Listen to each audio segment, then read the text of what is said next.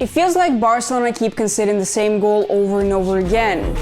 And I know she knows, and deep down she knows,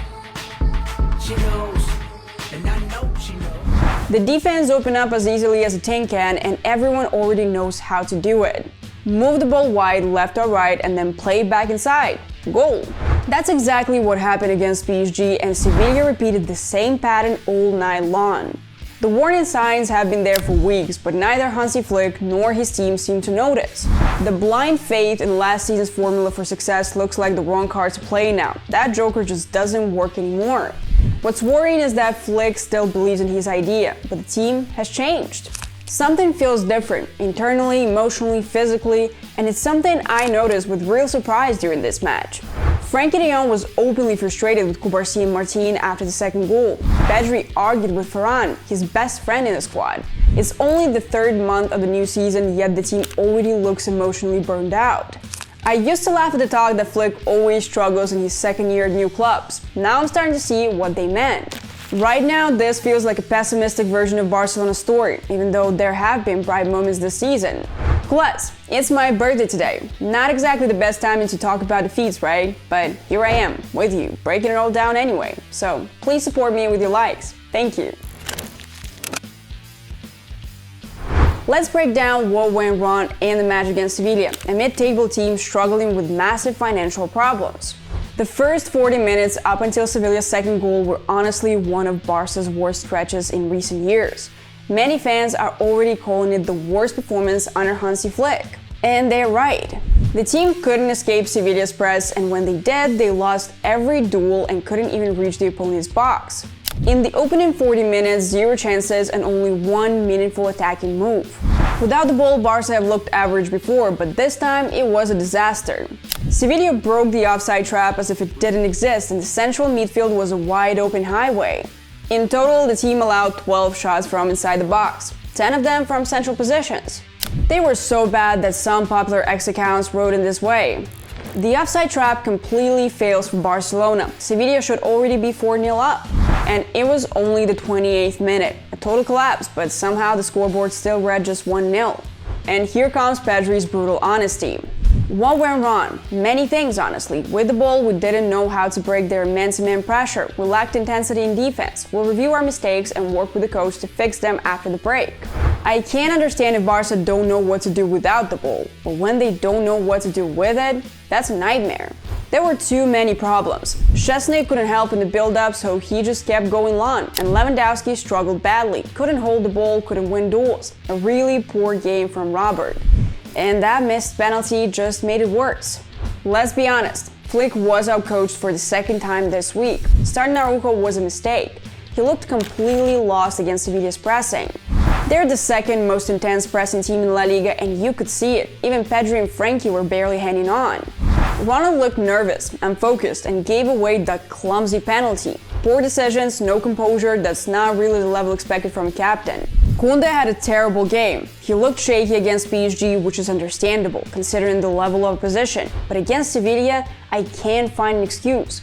Even if there really was a small fall before the second goal, as many analysts pointed out, it doesn't justify how lost and uncertain he looked. Pedri's assist to Rashford gave a moment of light, but overall the performance was chaotic. After the match, Frenkie de Jong admitted, part of the problem is accumulated fatigue. We've played 7 matches in 21 days. Sometimes the hardest part isn't playing with the ball, it's chasing it. Indeed, in the first half, Sevilla had 46% possession and made Barca run endlessly. The team completed only 84% of passes in the opening 45 minutes. So that's Barca's level now, right? Yeah, the schedule is tight, the temperature was around 33 degrees, but it's early October, too soon for such a deep physical and mental slump.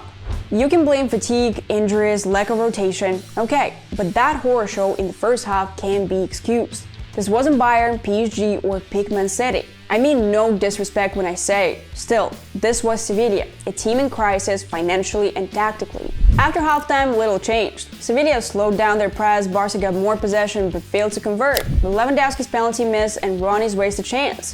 That's the difference between Yamal, Rafinha and Bardghji. The killer instinct isn't there yet. Though to be fair, the Swede looked far more useful than Ferran in this kind of match. Even with more possession, it never truly felt like Barcelona could come back from 2-0, like they did against Levante. And I'll try to explain why. After the game, Flick was asked, "Are you worried about the system? Should something change?" He answered, "I don't think it's about the system, we just need to avoid big mistakes. The first half was poor, but we improved later. As I said after PSG, we need to learn from defeats and stay positive. Injured players will return after the break and that will help." I honestly don't know where that confidence comes from, because watching Barcelona's defense collapse again in the final minutes was painful.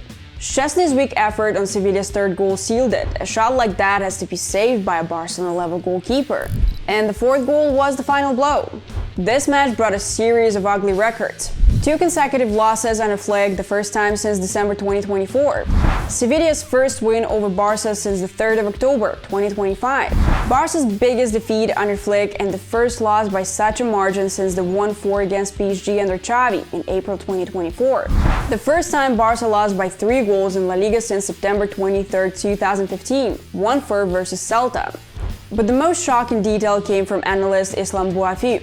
Sevilla, who had created just 7 big chances in their first 7 games combined, managed 5 in this single match against us. The problem isn't the loss itself, it's how Barca played. Just look at those faces after the 4th goal. Broken, empty, defeated. From the 30th minute against PSG to the final whistle in Seville, this hasn't been a team, just a collection of players who've lost their connection. The international break couldn't come at a better time. It's their time to reset, recover, and rethink. But this can't be brushed off as just one bad night. It was a clear warning, and a loud one. The departure of Inigo Martinez made things worse defensively, especially with the offside trap. It's collapsing without a true leader at the back. And this kamikaze football has to stop. Otherwise, nothing will change and Barcelona will keep gifting wins to their opponents.